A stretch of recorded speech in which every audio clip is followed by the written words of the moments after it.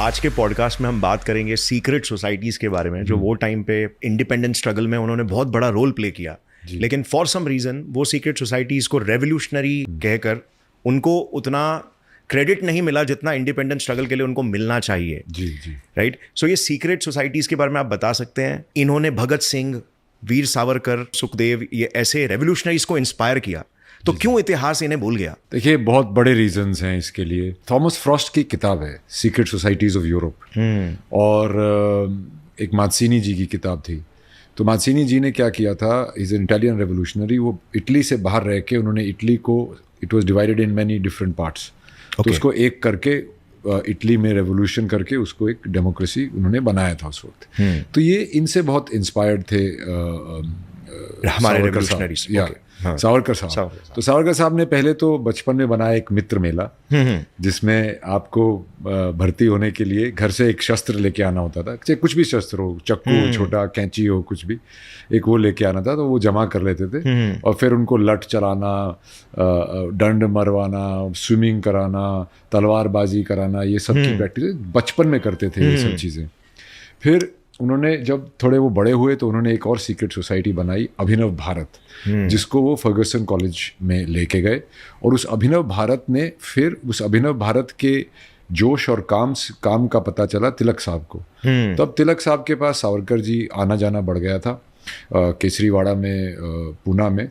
और वहाँ पे उन्होंने फिर जो पहली जो नॉन कोऑपरेशन मूवमेंट हुई थी, स्वदेशी मूवमेंट, जो कि तिलक जी ने की थी, बाद में वो गांधी जी ने भी की थी, जिसमें फॉरेन गुड्स को, आप जो भी आपके पास फॉरेन की चीज़ होती थी उनको बॉयकॉट करके उनको उसकी होली चलानी थी।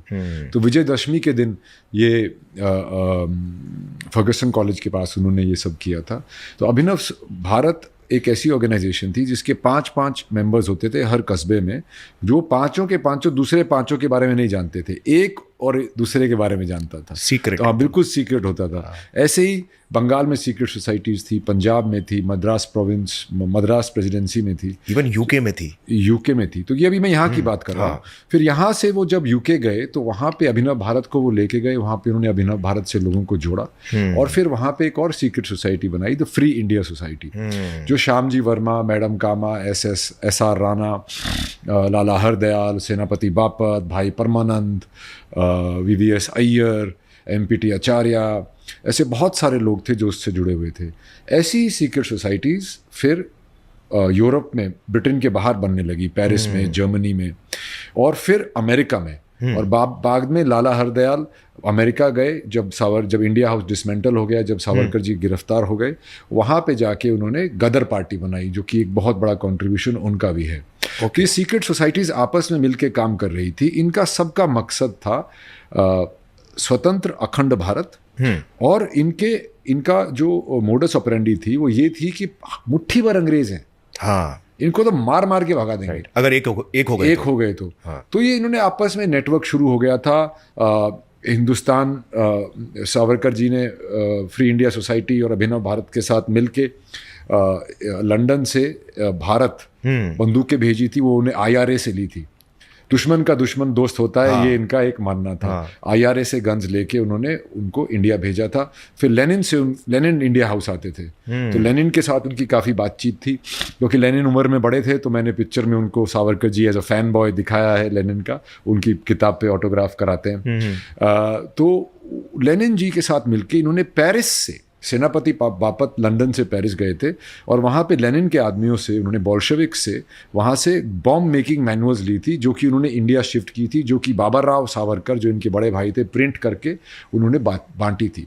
खुदीराम बोस ने भी बम उसी एक मैनुअल को देख के बनाया था।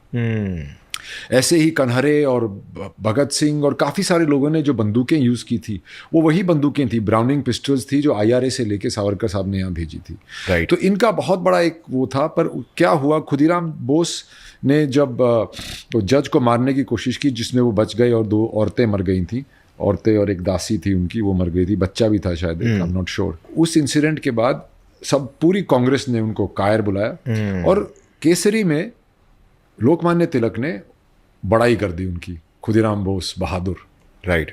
ब्रिटिश ने उनको पकड़ के 7 साल के लिए मेंडले भेज दिया था बर्मा में। तो तिलक साहब वहाँ गए और सावरकर जी को जेल हो गई। उसके बाद कांग्रेस में भी गरम दल के तिलक साहब थे, नरम दल के गोखले साहब थे। तो तिलक साहब के जाने के बाद नरम दल ऊपर आ गया। कभी भी कांग्रेस ने, इंडियन नेशनल कांग्रेस, आज की कांग्रेस और उस कांग्रेस में फ़र्क है। आज कांग्रेस 72 हिस्सों में टूटने के बाद ये जो कांग्रेस है ये है। तो इंडियन नेशनल कांग्रेस ने इनका कभी सशस्त्र क्रांति वालों का साथ नहीं दिया। वो प्रस्ताव वाली ही कांग्रेस, इंडियन नेशनल कांग्रेस बनती रह गई, जो कि क्या मांगते थे कि भाई सिविल सर्विसेज में हमारी ज़्यादा जॉब हो, जिम खाना क्लब में इंडियन की एंट्री हो जाए, ऐसी ऐसी चीज़ें, ऐसे ऐसे प्रस्ताव। कॉन्स्टिट्यूशन में एक छोटा सा अमेंडमेंट, मतलब हम पूरे आज़ादी के लिए लड़ रहे थे, ये थोड़े थोड़े बिट्स एंड पीसेस, ये बिट्स एंड पीसेस से लड़ रहे थे, जिससे हमें भी थोड़ा सा लंबा समय खिंच गया। अगर आपको ये क्लिप पसंद आई तो पूरे पॉडकास्ट का लिंक नीचे डिस्क्रिप्शन में है। Indulge and enjoy.